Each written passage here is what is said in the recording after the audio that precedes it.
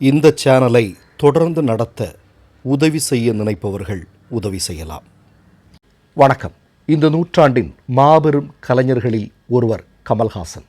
அவர் மதுரையில் ஒரு மிக முக்கியமான நிகழ்வை முன்னெடுத்திருக்கிறார். ஆர்எஸ்எஸ் பாஜக கூடாரங்கள் நடுங்கி போயிருக்கின்றன. உங்களுக்கு நல்லா தெரியும், நேற்றைய தினம் மதுரையில் காந்தியார் அவர்களுடைய பேரில் இருக்கக்கூடிய அருங்காட்சியகத்தில் கமல் அவர்களுடைய மறவோம் என்கிற நிகழ்ச்சி நடந்திருக்கிறது.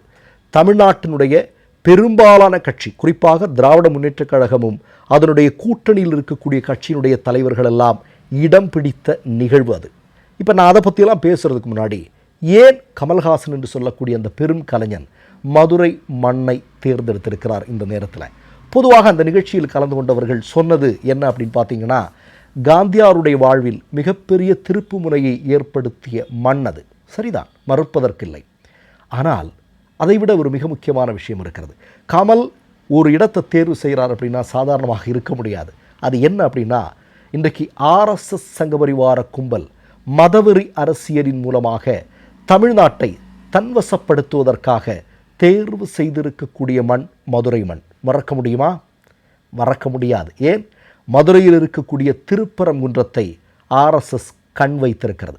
அங்கே ஒரு மிகப்பெரிய மதக்கலவரத்தை திட்டமிட்டு நடத்துவதற்கு பல்வேறு முயற்சிகளை அவர்கள் மேற்கொண்டார்கள். ஆனால் அது முறியடிக்கப்பட்டது.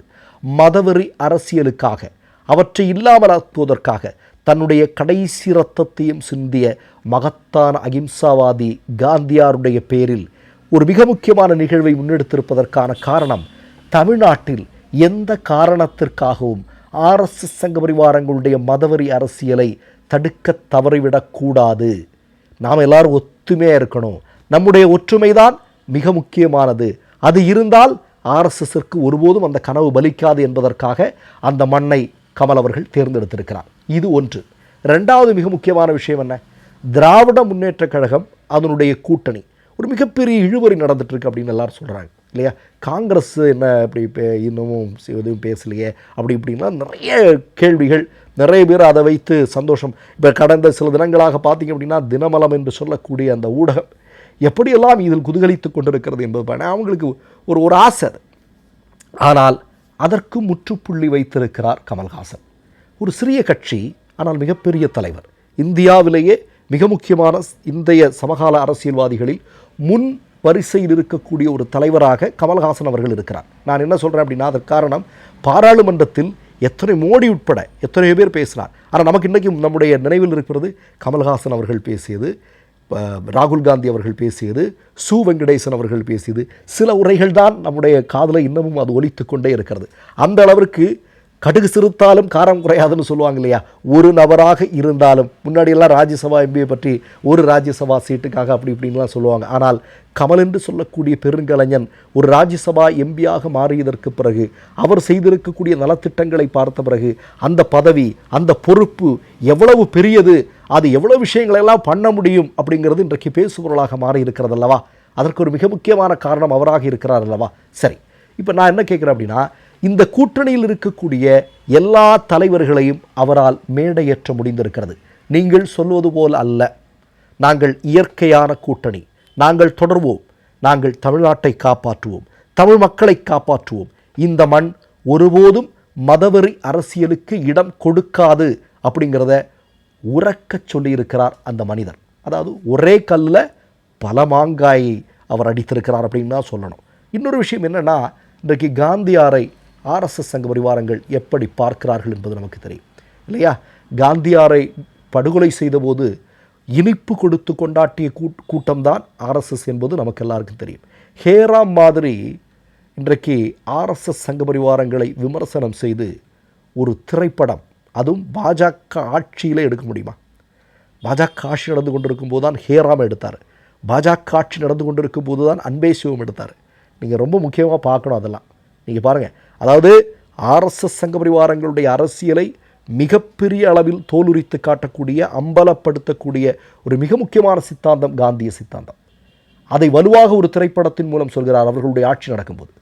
அதே மாதிரி எந்த காலத்திலும் இம்மியளவும் அது ஒரு சமரசம் இல்லாமல் ஆர்எஸ்எஸ்ஸை கடுமையாக எதிர்த்து களத்தில் நிற்கக்கூடியவர்கள் கம்யூனிஸ்டுகள். அந்த கம்யூனிஸ்டுகளுக்காக அன்பே சிவம் என்று சொல்லக்கூடிய ஒரு மிகச்சிறந்த திரைப்படத்தை எடுத்தார். நான் மீண்டும் சொல்கிறேன், இதெல்லாம் ஆர்எஸ்எஸ் ஆட்சி நடந்து கொண்டிருக்கும் போது எத்தனை பேருக்கு அந்த துணிச்சல் வரும்? துணிச்சலான கலைஞர்கள் இருக்கிறாங்க, நான் அவரை மட்டும் துணிச்சல்னு சொல்லலை, ஆனால் விரல் விட்டு தான் எண்ணிவிட முடியும் இல்லையா? அப்படிப்பட்ட கலைஞர்கள் ரொம்ப குறைச்சல். ஆனால் நான் இப்போ திரும்ப என்ன சொல்கிறேன் அப்படின்னா, ஒரு மனிதனுக்கு எல்லாத்துலேயும் எப்போவுமே வாய்ப்பு கிடைக்காது. கிடைக்கும் போது அதை அவர் எப்படி பயன்படுத்துகிறார்கள் அப்படிங்கிறத உலகம் உற்று நோக்கும். இப்போ நீங்கள் அமிதாப் பச்சன்லேருந்து அதுக்கு முன்னாடி இருந்து பல முக்கியமான நபர்கள்லேருந்து நம்முடைய இசைஞானி இளையராஜா அவர்கள் வரையிலும் இதே மாதிரி அரசியலில் பங்கெடுப்பதற்கான வாய்ப்பை பல்வேறு நேரங்களில் இந்த உலகம் வழங்கி இருக்கிறது. ஆனால் அவர்களெல்லாம் அதை எப்படி பயன்படுத்தினார்கள் என்பதை நாம் பார்த்து கொண்டிருக்கிறோம். ஆனால் இந்த மனிதருக்கு ஒரு வாய்ப்பு கிடைத்திருக்கிறது. அவர்கள் யாரும் தொட முடியாததை, அவர்கள் யாரும் செய்ய முடியாததை ஒரு மனிதர் எவ்வளவு அழகாக செய்து கொண்டிருக்கிறார் என்பதை நாம் இந்த நேரத்தில் பார்க்க வேண்டியிருக்கிறது. ஒன்றை மட்டும் நான் சொல்லிக் கொண்டிருக்கிறேன், நீங்கள் மகப்பெரிய கலைஞன், அதில் யாருக்கும் எந்த விதமான சந்தேகமும் இல்லை. நீங்கள் சொல்கிற மாதிரியே உங்களுடைய எதிரிகள் கூட உங்களை அதற்கு ஒத்துக்கொள்வார்கள். நீங்கள் கலைஞன்தான், மகத்தான கலைஞன்தான் என்பதை ஒத்துக்கொள்வார்கள். ஆனால் ஒன்று, நீங்கள் இப்போது செய்து கொண்டிருக்கக்கூடிய அரசியல் விஷயங்கள் இருக்கிறது அல்லவா, எத்தனை நூற்றாண்டுகளானாலும் நீங்கள் கலைஞன் என்பதை ஒருபோதும் மனிதன் மறக்க மாட்டான். கலை இருக்கிற வரையிலும் நீங்கள் இருப்பீர்கள். அதே மாதிரி ஒன்று சொல்கிறேன், அரசியல் இருக்கிற வரையிலும் ஒரு அரசியல்வாதியாகவும் நீங்கள் நினைவு கூறப்படுவீர்கள். அதில் எந்த விதமான சந்தேகமும் இல்லை. ஏன்னா உங்களுடைய முன்னெடுப்புகள் அப்படிப்பட்டது. இன்றைக்கு மதவெறி அரசியலுக்காக களம் கண்ட மகாத்மா காந்தியை மீண்டும் மீண்டும் கொலை செய்து கொண்டிருக்கிறார்கள் சங்கபரிவார கும்பல்கள் இல்லையா? ஆனால் எத்தனை முறை கொலை செய்தாலும் உங்கள் வடிவில், உங்களை போன்ற பல்வேறு தலைவர்களுடைய வழியில் இந்த மண்ணை, இந்த நாட்டினுடைய மண்ணை, இந்த மக்களை மதவெறி அரசியலுக்கு பலியாக விடாமல் நாங்கள் காத்து கொண்டிருப்போம் என்பதற்காக நீங்கள் முன்னெடுத்திருக்கக்கூடிய இந்த நிகழ்வு ஆர்எஸ்எஸ் கூடாரங்களையே நடுங்க வைத்திருக்கிறது என்பதுதான் உண்மை. மற்றொரு நிகழ்வில் சந்திப்போம். நன்றி, வணக்கம். 3 யூடியூப் சேனல்கள் வியாபாரத்திற்கு இருக்கிறது. தேவைப்படுபவர்கள் இந்த எண்ணுக்கு தொடர்பு கொள்ளுங்கள். மை நேம் இஸ் ரெட் சேனலை சப்ஸ்கிரைப் பண்ணிக்கோங்க. அதுக்கப்புறமா பக்கத்தில் இருக்கிற ஜாயின் பட்டனை கிளிக் பண்ணீங்கன்னா ஒரு நியூ பேஜ் ஒன்று ஓப்பன் ஆகும். அதுலேயும் ஜாயின் பட்டனே கிளிக் பண்ணிக்கோங்க. அதில் பார்த்தீங்கன்னா credit R debit card options இருக்கு. இதில் உங்களுக்கு விசா, மாஸ்டர் கார்டு, ரிப்பே அப்படின்னு 3 ஆப்ஷன்ஸ் கொடுத்துருக்காங்க. அதில் நீங்கள் எந்த கார்டு சூஸ் பண்ணுறீங்களோ அந்த கார்டோட நம்பர் என்டர் பண்ணிக்கோங்க. அப்புறமா கார்டோட வேலிடிட்டி மந்த் அண்ட் இயரை டைப் பண்ணிக்கோங்க. அடுத்தபடியா உங்க கார்டோட பின்னால சிவிசி கோடுன்னு சொல்லிட்டு 3 நம்பர்ஸ் கொடுத்துருப்பாங்க. அந்த நம்பரை இதில் என்டர் பண்ணிக்கோங்க. அப்புறமா அட்ரஸ் அண்ட் இன்ஃபர்மேஷன் என்டர் பண்ணிட்டு பைங்கிற பட்டனை கிளிக் பண்ணிக்கோங்க. ஒருவேளை உங்க கார்டு நம்பர் இன்வாலிட்னு காமிச்சிச்சுன்னா உங்க கார்டுல இன்டர்நேஷனல் யூசேஜை எனேபிள் பண்ணுங்க.